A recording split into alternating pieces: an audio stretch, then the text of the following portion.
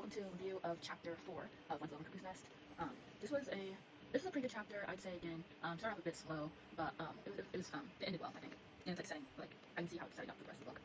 So this chapter, it was kind of like an aside, almost like we weren't in the same vein of like in the mental hospital. It was Chief Broomden. He was telling us this, like recounting a day, just like one random day from years ago. So the chapter starts off with the nurses, Big Nurse and Miss Flynn, she's like another nurse. They're in like the glass station and they're talking about Mr. McMurphy, and Big Nurse mentions how he is just one of those people.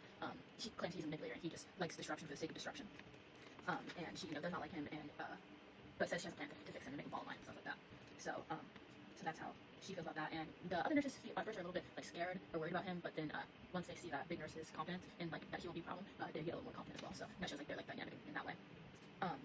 And then we also get some more background on the Black Boys and how they were hired. So the Black Boys work for the mental hospital, and we learned that Big Nurse was able to hire everyone on her staff. So she hired the Black Boys and taught them like how to be to do what they do. And when she was hiring, she was looking for people who had hatred in their heart, and were like hostile and rude and mean. And we get this one picture from the Black Boys from one of the Black Boys of his childhood, and it's basically when he was 5 years old. He had to watch his mother get raped and his father tied up to a hot stove, and which I think is important to note, especially like considering that the book is written in the 1960s. So this thing probably happened in the 40s. Yeah, probably like 20 years earlier, so at least 20 years earlier. I'd probably go say as far as the 30s, like 30 years ago when he was a little boy. And so of course about like the climate like around like African Americans and such, and so I don't think that's why she chose to hire African Americans like during this time, especially ones who had been through so much like hardship in their childhood. They were carrying all this like hostility because of what they went through, the racism and acts they witnessed when they were so young. And so then after that we get this like another metaphor of this machine factory type vibe from our narrator, and it's basically is saying that Big Nurse has this like machine in her office that like revs up the whole entire ward for the day and decides what they're gonna do, and it's like very efficient and everything.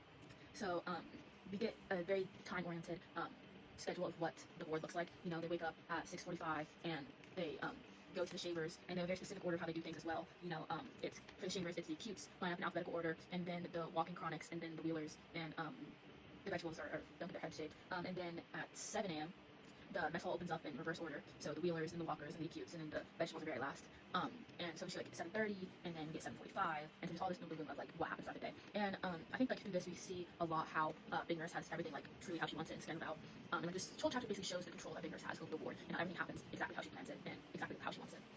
So after we like through this day, we get this character of Mr. Tabor, and Mr. Tabor, he was an acute who came in and he was asking a lot of questions. He's like, oh, why do I have to take this pill? Like, what's it going to do to me? Like, I don't want to do this. And so then we get this one scene of Mr. Tabor refusing to eat his pills. So they bring him into a room, and Big Nurse like injects it into him anally. And then we also get this one scene where it says she uses Vaseline to like inject the pills into him. It says she's left the Vaseline jar in the room after she walks out. Before the Black Boys can close the door after her, I see one still sitting on Tabor's head, dabbing him with a Kleenex. They're in there a long time before the door opens up again, and they come out carrying him across the hall to the lab.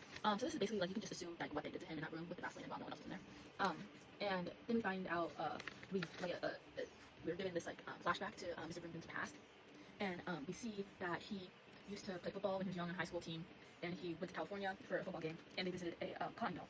And inside this cotton mill with all this machinery and stuff, and this is like a hit where we learned his like infatuation for machinery is. He likes the hum of it, how the noises it makes and all this other stuff. And in this cotton mill, he meets this girl, this African American girl, and she begs him to take her away from the mill and like save her essentially. But he's just a kid, so he doesn't know like what to say or what to do.